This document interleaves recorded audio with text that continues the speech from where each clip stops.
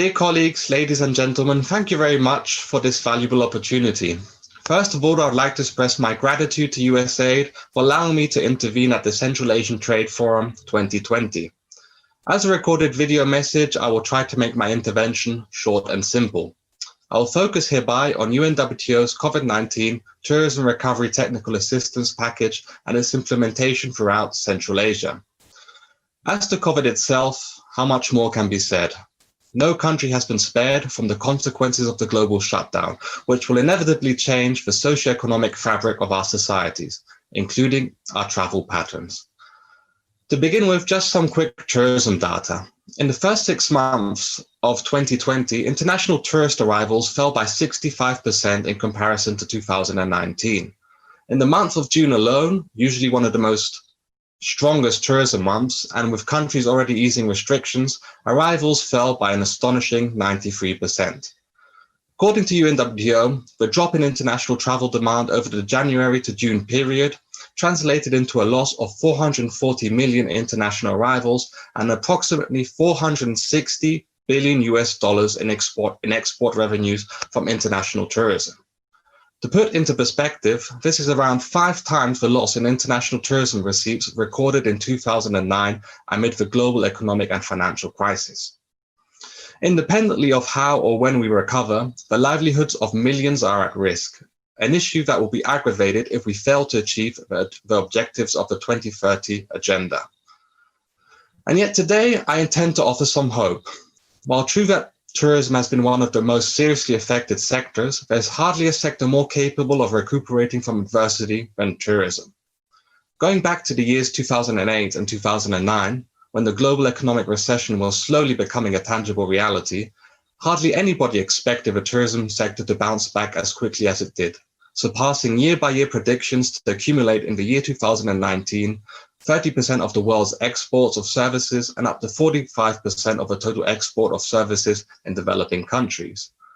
As the UNWTO, the leading international organization in the field of tourism, we made clear from the beginning that the containment of the pandemic was our absolute priority. Caution is not complacency, however, and already in May 2020, we launched a technical assistance package aimed at assisting countries in their gradual approach to recovery. With our technical assistance package, we intend to convey 2 clear messages. 1, that tourism, due to its cross-cutting nature and overall economic weight, needs to play an important role in reactivating and stabilizing the socio-economic fabric of our societies. And 2, that UNWTO not only has the expertise, but also the will to carry its weight in order to make the socio-economic reactivation a long-term reality. Overall, the international reaction to our package has been highly positive. The Technical Cooperation and Silk Road Department currently implements 40 projects worldwide, to which a further 25 member state requests for COVID-19 relief must be added. We have developed a strategic collaboration with the European Bank for Reconstruction and Development for projects in 13 countries, and similar collaborations are already underway with the World Bank, the Asian Development Bank, UNDP, JICA, and many international partners more. Containing many activities gathered under 3 main pillars: economic recovery, marketing and promotion, institutional strengthening, and resilience building, please allow me to quickly elaborate on the main ideas sustaining our technical assistance package.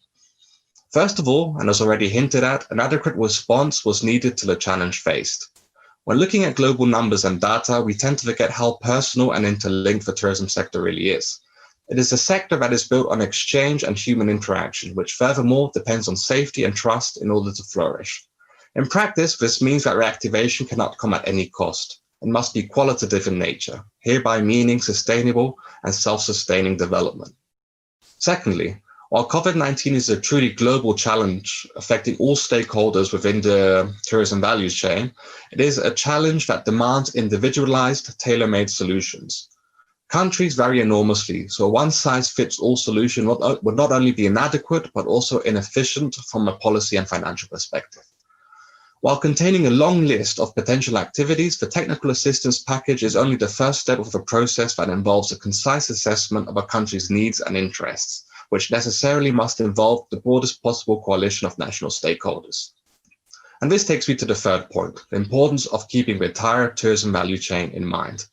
While true that member states are our main counterparts, our intention was to make the assistance package as comprehensive as possible. It is designed to leave no one behind and to offer relief for all, be this health and safety protocols for tourism businesses, tourism diversification strategies for destinations, or training modules for local communities and tourism SMEs. By offering a range of short, medium, and long-term assistance proposals, it combines immediate relief measures with more transformative options. And so, by making the tools available, it provides stakeholders with the opportunity to emerge from this crisis stronger than before. As I promised to keep this presentation short and simple, I will refrain from going into more details. However, should any of the listeners be interested, please note that the package is available on UNWTO's website. And for any inquiries, please feel free to contact me at pfritz@unwto.org. Finally, and as I am speaking at the Central Asian Trade Forum, I cannot leave without briefly mentioning the Silk Road, possibly one of the most interesting travel concepts currently available. Engaged in developing Silk Road tourism since 1993, UNWTO has been an early champion of Silk Road travel. Without doubt, Silk Road countries are bearers of unique heritage from which a powerful, innovative, and highly adaptable tourism concept can emerge. And such potential is further fueled by an increase in connectivity and the recognition of the strategic importance of the Silk Road region, observable in multiple development plans, institutions, and financial opportunities. This being said, the regional integration of national transport infrastructure and services needs to be improved in order to reduce the risks of stranded infrastructure and delays in cross-border investment projects. FDI flows by region and country are unevenly distributed within the Silk Road region, with certain countries along the route facing difficulties in attracting investments. Similarly, in terms of trade, performances are unbalanced and limited by national borders, so tourism corridors may offer a strong development perspective for countries on the lower income end. Ultimately, a crisis inevitably exposes systemic weaknesses, something inherent to both developed and developing countries. So my main message is to utilize available resources wisely. For one, institutions are necessary, but well-functioning institutions even more so. Collaboration clearly outperforms competition, especially during a crisis. What counts are people, their initiative and resourcefulness. And contrary to popular belief, it is not only money that rules the world, but also a long list of intangibles such as trust, confidence, goodwill, and a sound work ethic. UNWTO, through its technical assistance package and its Silk Road activities, seeks to strengthen these elements within the tourism sector. And I would be more than pleased to see our cooperation with USAID flourish within the coming months and years.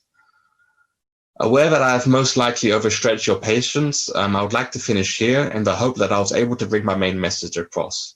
I would be pleased to receive any type of feedback or questions that you may have, and I would like to conclude by reiterating my gratitude to the colleagues from USAID for providing me with the opportunity to intervene during the forum. Thank you very much, everyone, and please stay safe and healthy. All the best and hope to see you soon. Goodbye.